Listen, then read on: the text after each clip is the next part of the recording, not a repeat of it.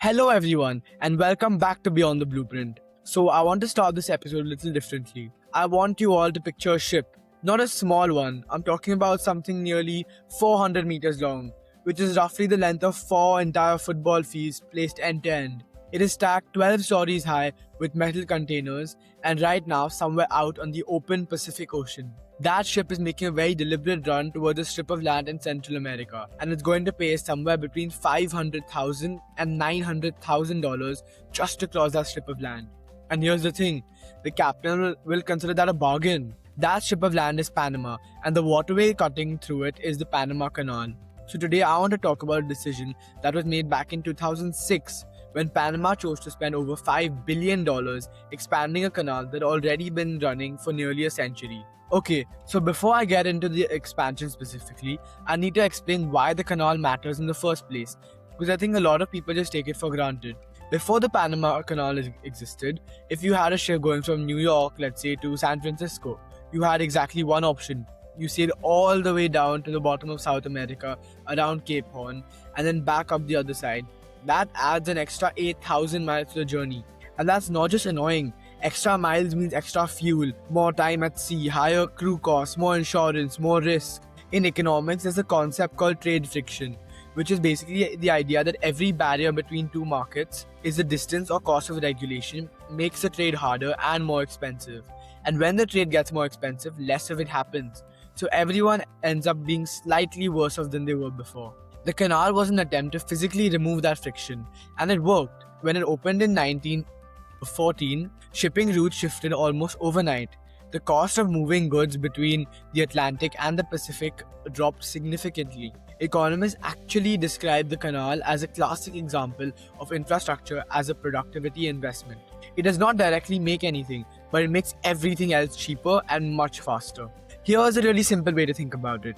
A factory becomes more valuable when it ships goods to Chicago at a lower cost, right? A farm in the American Midwest becomes more competitive when it can get soybeans to Asia without paying for extra 3 weeks of ocean travel. Infrastructure creates value indirectly by making other economic activities more efficient. But here's the thing about the 1914 canal. It was built for ships of 1914. And over the next 100 years, these ships changed dramatically. In the 50s and 60s, the world went through what people in logistics call containerization. Before containers, cargo was loaded onto ships piece by piece. That was incredibly slow and incredibly expensive. These containers changed completely. Now you pack everything into a standardized steel box, and suddenly you can move it seamlessly between ships, trains, trucks, and many other forms of transport. Loading times dropped by about 90%, and global trade exploded. And as the trade grew, shipping companies figured out something important. Bigger ships have lower cost per container, and if you can build a ship that carries, let's say, 14,000 containers, but does not cost twice as much to operate as a ship that carries 7,000 containers, then your cost per box goes down significantly. This is economies of scale, and one of the most powerful forces in modern business. So, companies built bigger and bigger ships, and at some point, those ships could no longer fit through the Panama Canal. The canal had a size limit called the Panamax, which described the maximum dimensions a ship could have and still squeeze through the locks. Any ship larger than that, which the industry called post-Panamax, had to find another route. By the early 2000s, the Panama Canal Authority estimated it was losing somewhere between 10 and 15% of potential annual revenue to the Suez Canal route because ships were simply too big to fit. The canal had become a bottleneck. And in economics, a bottleneck is not a convenience, it's a structural inefficiency that imposes costs on every single stakeholder and every single person and company that touches that system. So Panama had to make a decision, right? They either had to expand the canal or slowly become irrelevant because global ships kept getting bigger and bigger and going by other routes. So in October 2006, Panama did something that genuinely surprised me when I read about it. They put the expansion to a national referendum and nearly 80% of voters said yes. That's a massive mandate and it mattered for reasons beyond just democracy. When you're trying to borrow billions of dollars from international banks and development institutions, potential stability is not a soft consideration. It directly affects your cost of borrowing. A near supermajority vote tells every potential lender that this project has deep political roots. It is not just going to get cancelled when the next government comes in, and that reduces risk. and reduced risk means lower interest rates. Additionally, this is the idea of opportunity cost. Every dollar you spend on the canal expansion is a dollar you are not spending somewhere else. You are not building hospitals, you're not funding rural schools, you're not paying down national debt, you're not investing in renewable energy, for example. This project does not just need to create value, it needs to create more value than all of the other alternatives combined. And that's really hard to clear. Panama in 2006 was not a rich country by any means. Depending on how you measure it, somewhere around 30 or 40% of the population was living in poverty. Critics of the expansion made this point loudly. They argued that $5 billion could do a lot more for ordinary Panamanian people if it went to social infrastructure rather than shipping upgrades that would primarily benefit multinational corporations and the global trade networks. Supporters, however, pushed back on this. Their argument was that the canal already contributed to close to 20% of Panama's entire GDP. Toll revenue flowed directly into the national treasury. A larger and more competitive canal would generate dramatically more revenue, which would then fund schools, hospitals anyway, but with a much bigger budget. Both of those arguments have real merit, and I think the honest answer is that neither of the side was completely right. This is exactly what makes infrastructure economics so genuinely hard. You cannot just run to the members and get a clear answer. The outcome depends on the choices about who benefits and on what timeline. So how do you evaluate a project like this? Like all my other episodes, the main way is a cost-benefit analysis. It sounds straightforward, but it's not. The costs are on the easier side. You have direct construction costs, which came at around $5.25 to $5.5 billion after overruns. There were labor disputes, leak in the long-term lock chambers that need engineering fixes, and the usual complications that come with any project of this scale. But the benefit is where it gets really complicated. How much traffic will increase? How far the shipping containers will adopt these new locks? What will truly happen to global trade volumes over the next 20 years? All of those numbers depend on assumptions, and small changes in those assumptions can completely flip whether a project looks worth it or not. There's also a discount rate problem, which I find genuinely fascinating. Most of the benefits from a project like this arrive far in the future, maybe 20 or 30 years down the line. Cost benefit brings these future values into present terms by discounting them. The basic idea that dollar today is worth more than $1 in 20 years because you can invest that dollar today and make it grow by the time value of money. But here's the thing, if you chose a higher discount rate, future benefits look nearly worthless in present terms, and the project fails the test. If you choose a low discount rate, future benefits look much more significant, the project passes. The choice of discount rate is not purely a technical question. It's actually a philosophical question about how much you care about the people who have not been born yet. And different economists give them genuinely different answers. Okay, let's say you decide and go ahead. You have a democratic mandate, you've done your cost-benefit analysis, and now you need to actually pay for it. How does a country like Panama come up with $5 billion? The answer is really clever. About $2.95 billion, roughly 60% of the total cost, came from Canal's own operating revenues. The Panama Canal Authority had been profitable for years, accumulating reserves, so a big chunk of the expansion was essentially self-funded, and the remaining $2.3 billion came as loans from 5 major international development institutions. The Japan Bank for International Cooperation contributed about $800 million, the European Investment Bank put in $500, the Inter-American Development Bank put $400, and the International Finance Corporation put in another $300. And the CAF Development Bank of Latin added just another $300 million. These loans were structured as debt against the canal's expected toll revenue, not as a sovereign debt backed by the Panamanian government. That's a huge distinction because it means that the project underperforms, the Panamanian government's credit ranking is not affected and not on the line. The risk stays with the canal as a commercial entity, not with the Panamanian taxpayers. The loans had a 20-year maturity with a 10-year grace period, meaning Panama did not have to start repaying the principal until the expanded canal was generating significantly higher revenue. Japan's involvement is worth a closer look because that's where real strategy is behind it. Japan is the third largest user of this canal revenue, and it also uses American consumers, with a huge proportion of that traffic going to Panama directly. Japan was not being charitable by financing this, they were protecting and improving a piece of infrastructure that their own economy depended on. The expansion of the canal opened on June 26, 2016, and by the early measure, the results were genuinely very impressive. Within 3 years of opening, the 1970 Neo-Panamax ships had booked slots on new locks. These are ships that could never have used the old canal at all. Toll revenue grew substantially. The Panama Canal Authority reported that it successfully recaptured market share it had been losing to the Suez for years. Research published in the Journal of Shipping and Trade found that East Coast container markets in the US grew roughly by 32% in the years following the expansion. For decades, post-Panamax ships from Asia had no choice but to dock on the West Coast at ports like LA and Long Beach and send their cargoes inland by rail. But once those could come through Panama, they could sail by all water routes directly to the East Coast ports like New York and Savannah. Those ports scrambled to prepare. The port of New York and New Jersey spent over $4 billion on repairs, including literally raising the bridge by 64 feet so that taller ships could pass underneath. By numbers, the expansion generated more revenue than the pre-expansion canal. Panama's economy grew rapidly in the years following, and the IMF noted that in 2016, the expansion attracted contractors and financing from 4 continents, which itself signaled how globally significant the investment was considered. On the surface, it worked.